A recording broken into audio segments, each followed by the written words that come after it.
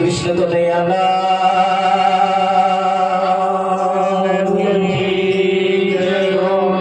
बापू श्री वकील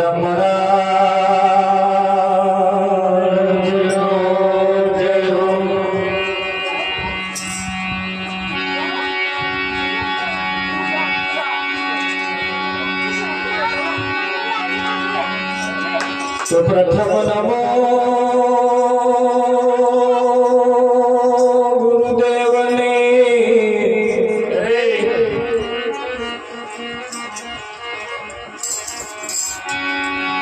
जेणे आप्यानी जगन्या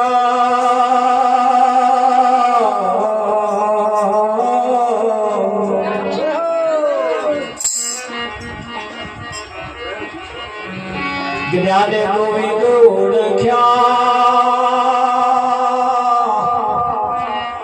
चढ़ी गया रे होय अभिमान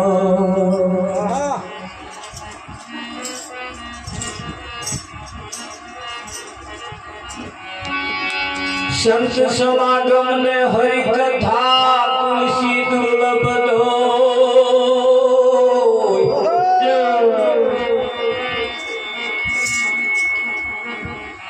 सुत नारायण लक्ष्मी वो तो घरो घर भी हो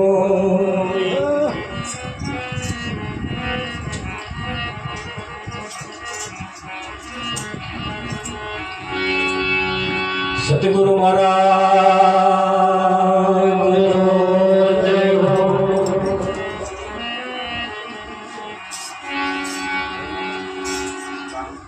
આજનો પાવનકારી પુનિત પ્રસંગ ભારત ગામના સીમાડાની અંદર ભીમરાબેનના દેહથી નિર્વાણ નિમિત્તે આજનો આ કાર્યક્રમ રાખવામાં આવ્યો.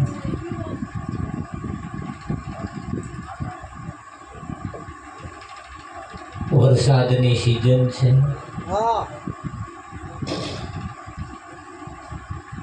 મન મેલીન વરસાદ સકુભાઈ પડે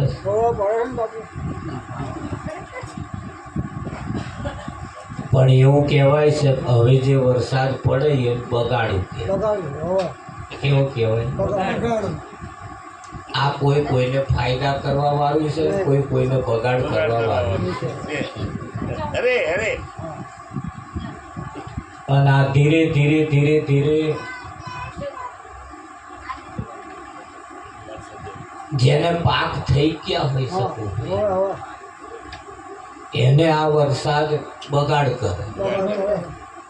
આ ડોંગેરો વાઢવાની થઈ તેથી પડી ગઈ, આ વાઢવી પણ પાણી ભરાઈ ગઈ.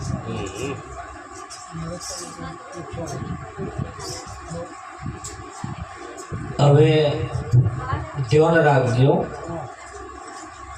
જેવો આ પાક જેવો પાક્યો છે સકુભાઈ એમાં જે વરસાદ પડ્યો એ બગાડ કરે એવો આ એક પાક પાક્યો છે.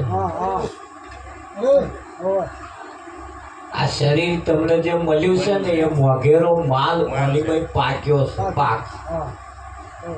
પણ તો આ પાક ભેલાય જ છે ને કે નહીં ભેલાતો? પેલા પાક વરસાદ ભેલાડે છે, આ પાકને વ્યસન ભેલાડે છે. પણ પેલા પાક ધોનમાં આવે, આ ધોનમાં આવવું થોડું મુશ્કેલ. અને એના માટે આ ભજનથી જ પેલા પાક તો વિઠ્ઠલ મહારાજના વરસાદમાં આપણે સુધારી શકીએ ને, પણ આ પાકને તો ભજનથી સુધારી શકાય એમ છે. તો ભજન જેના જીવનમાં હોય બરોબર, આટલી કપરી પરિસ્થિતિ આવવાનો રસ્તો થોડોક વાકવડ છે, છતાં બેહવા ઉઠવાની થોડી તકલીફ છે, છતાંય હમણે કાર્યક્રમ ચાલુ રાખ્યો. જો ચાંદા બેસી ગયા હતા ના આવ્યા, આ પાછું એવું છે.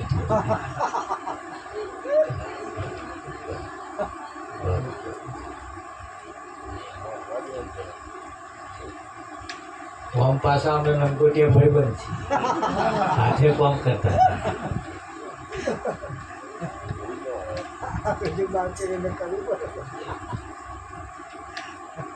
એ બધા હાથે કોમકાજ કરતા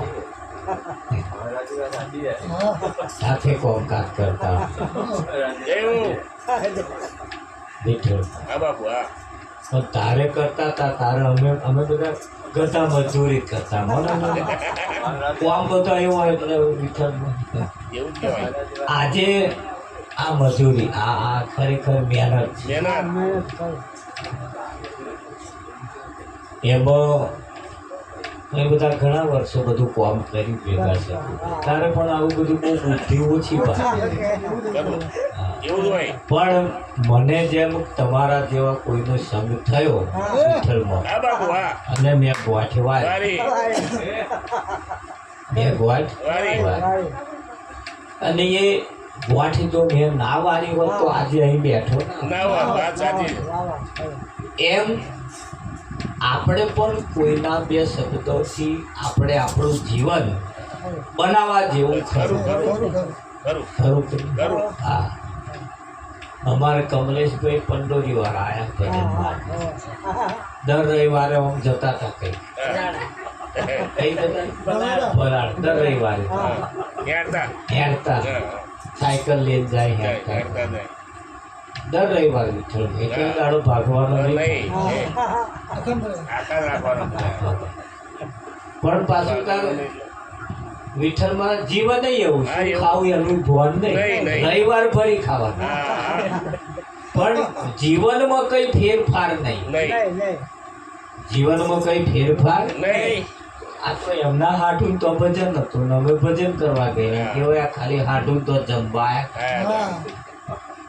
ત્યારે હવે કઈક હોવા પડ્યું કે સારું રંગ લાગ્યો આટલા બધા આઘા મહારાજ આવે તો મારતો કે નજીક છે મારે તો નજીક છે અને ગોઠવારી ભેગો ભેટો થયો અને આજે મોજ કરીએ છીએ એમ ભીમરાબેન નું શરીર નથી ભીમરાબેન છે પણ એમનું શરીર નથી બરોબર અચાનક જે કંઈક નો અવસાન થયા બધા અહીંયા જ છે કોઈ આગા પાછા નહીં બધા પણ એમનો શરીર નહીં કમલેશ એટલે શરીર ના હોય ને તમે હોય એનો કોઈ અર્થ નહીં અત્યારે તમે જુઓ કોડિયારે છે મેલડી છે મોહણી બધી અહીં ફરજ છે પણ એમને પ્રગટ થવું હોય તો અમે એકાદ શરીર એવા પાસ કરે હા એમને આવું શરીર જોઈએ એમને આવું શરીર જોઈએ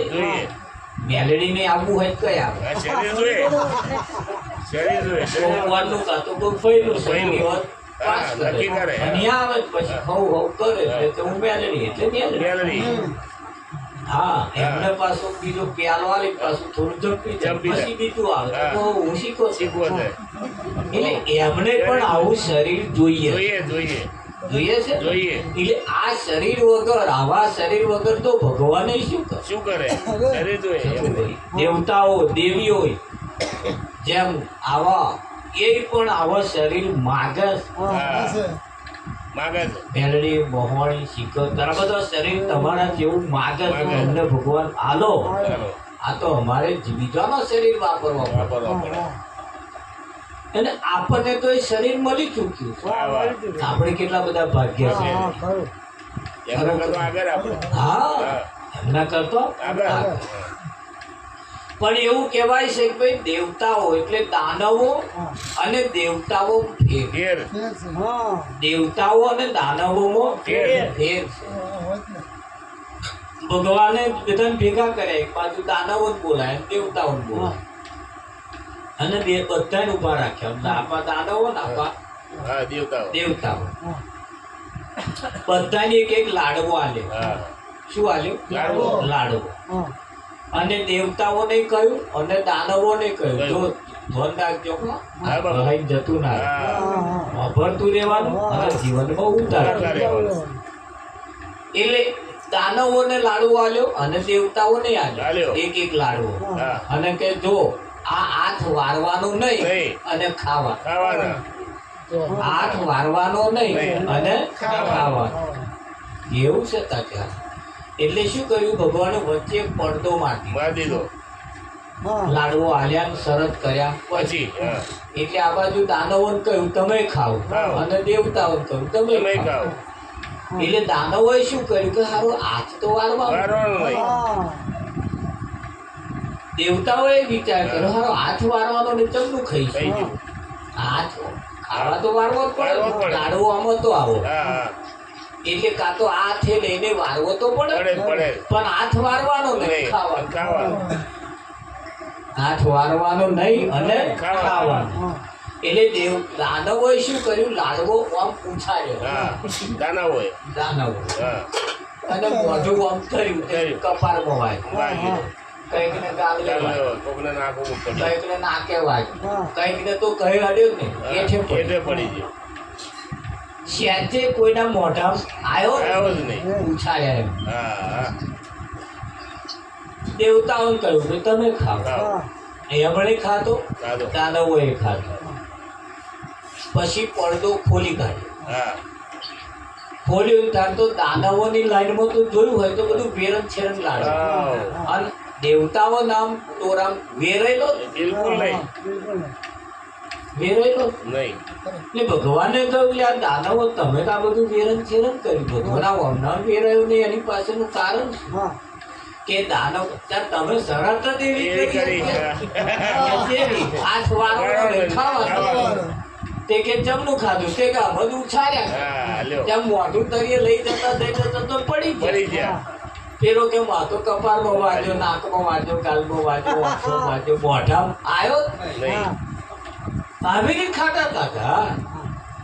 દેવતાઓને પૂછ્યું કે તમારે કોરા વેરાયું જ નહીં, તમે જમનું ખાધું, તમે ખાધો નહીં એવું લાગે કે ખાધો કેવી રીતે ખાધું કે હાથ વારવાનો નહીં ખાધો કે જમનો ખાધો કે મેં હોમે વાળા દેવતા કહ્યું તમે મને ખવડાવો હું તમને ખવડાવું.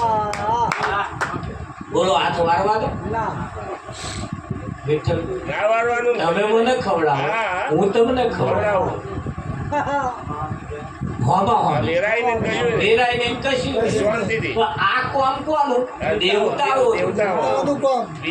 દાનવોને હુંચ પડે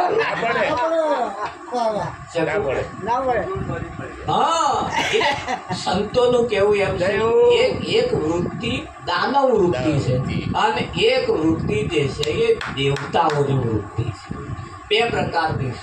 એટલે અહીંયા આગળ સંતોનું કેવું એમ છે કે આપણી વૃત્તિ આપણે દેવતાઓમાં આવીએ, આપણે દાનવોમાં આવતા નથી. અને દેવતાઓ જ્યારે આપણા નંબર આવતા હોય ત્યારે નહીં કહેતા કે ભાઈ વિમળાબેન નું અવસાન થયું, તેઓ દેવલોકને પામ્યા તે ઘણું માઠું થયું.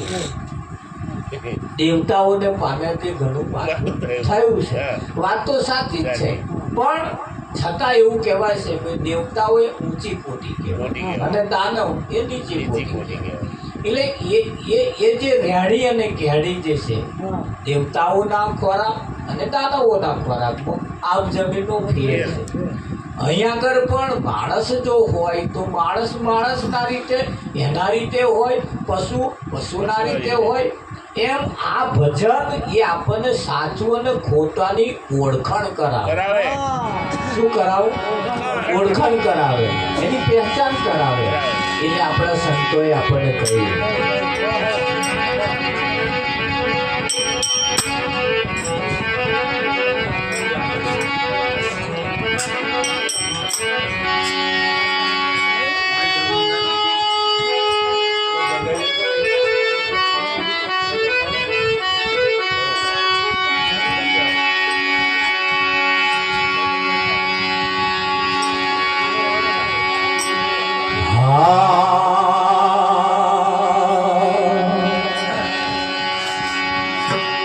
એવું મનુષ્ય જેવું ટાળું રે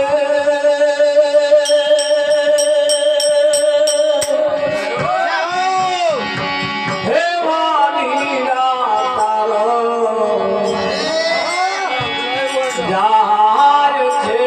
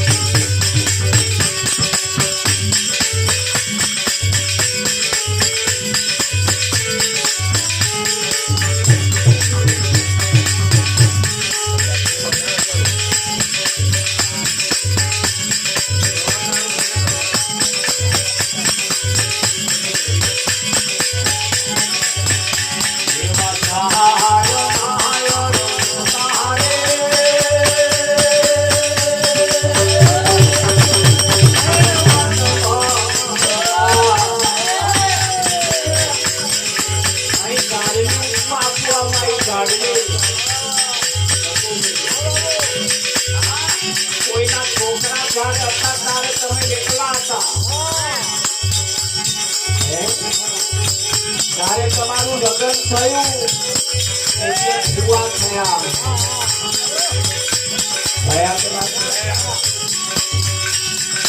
કોઈના કાકા થયા કોઈના ભાઈ થયા કોઈના મામા થયા મારે જેટલો દારો છે એના કરતા વધારે વધે દારો છે